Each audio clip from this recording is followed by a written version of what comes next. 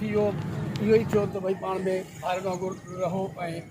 नंढनि खे ऐं वॾनि खे ख़ासि करे जेको अल्तशे वारनि खे बि इहो असां ज़रूरु चवंदासीं त महिरबानी करे अहिड़ी हरकत न कनि त बि हुनजो जवाबु आहे जेकर असां इस्लाम मुस्लमान सॾाए करे मोमिन सॾाए करे ऐं हिक ॿिए खे असां जेको आहे सो निशानदेही कयूं इहो मुनासिबु कोन्हे। तंहिंजे लाइ हर कलमे वारे जे लाइ इज़त आहे, हर कलमे वारे जो फ़र्ज़ु बणिजे थो असां हर मुस्लमान कलमे वारे जी इज़त कयूं। इज़त करणु हर मुस्लमान जो फ़र्ज़ु आहे। इंशाअल्लाह कोशिशि कंदो न इंशाअल्लाह में इहो जमात असां कंहिंखां ॾिजी करे या इहो ॿुधाए छॾियूं त यार असां कंफ्यूज़ कुझु दोस्तनि जो असांजी पंहिंजी जमात जा काफ़ी फ़ोन अची चुका आहिनि जो उहे ॿुधाइनि पिया तव्हां छाजे करे कयो पिया सिर्फ़ु असां कलमे जी निस्बत जे करे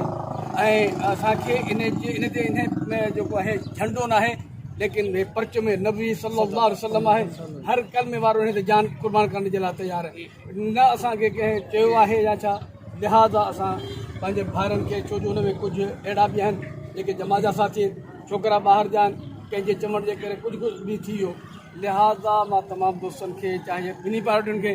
इहो ई अर्ज़ु कंदुसि त हिक ॿिए जा दुश्मन न बणिजो ऐं हिन नंढे शहर खे जेको आहे सो बहितरीनु शहर बणाइण जो कोशिशि कयो। मस्जिदुनि खे आबाद कयो। मसाजिद खे हिकु असांजी मस्जिद जे आॾो मस्जिद में निमाज़ पढ़ूं पिया निमाज़ जे आॾो जेको आहे सो हिते जुलूस जो घोड़ा गाए कॾहिं तव्हांखे मां हर शइ चवां थो त ॿुधायो कॾहिं हिते घोड़ो आंदो या हिते मस्जिद जे गेट ते बीठा मां ॿियनि मुखालिफ़नि खां पुछां थो जेके मुखालिफ़ कुझु हूंदा ॿ टे ॼणा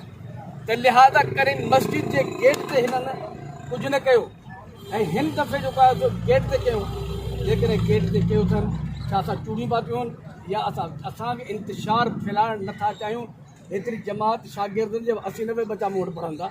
जमात मूं वटि 80-90 माण्हू आहिनि पर उनजे बावजूदि असां ताक़त कलमार ते ॾेखारियूं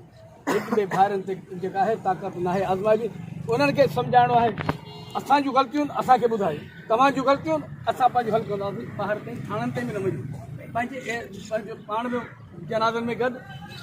बाबा ॾुखी सुखी में गॾु शीअ सुरी जो फ़र्क़ु पए थो कोन थो पए। लिहाज़ा हर माण्हू पंहिंजे अकाइद जे मुताबिक़ मोहबत रखण वारो आहे। बाबा जहिड़े नमूने सां तव्हां मोहबत रखो था भली रखो जी रखो असांजा जेके अकाइद आहिनि असां जंहिं तरीक़े सां मोहबत रखूं था असां उन तरीक़े सां रखूं था न असां सां छेड़छाड़ कयूं न असां तव्हां सां छेड़छाड़ कयूं पर जेकर असां हिक ॿिए जे निशानदेही कंदासीं बहितर न आहे। इन जे लाइ कोशिशि इहा कयो ऐं हीउ जेको परचम जेको लाथो वियो आहे इहे महिरबानी करे परचम खे लॻाए वञे ऐं पंहिंजे दुआउनि सां नारे तकबीर अल्लाहु अकबर सां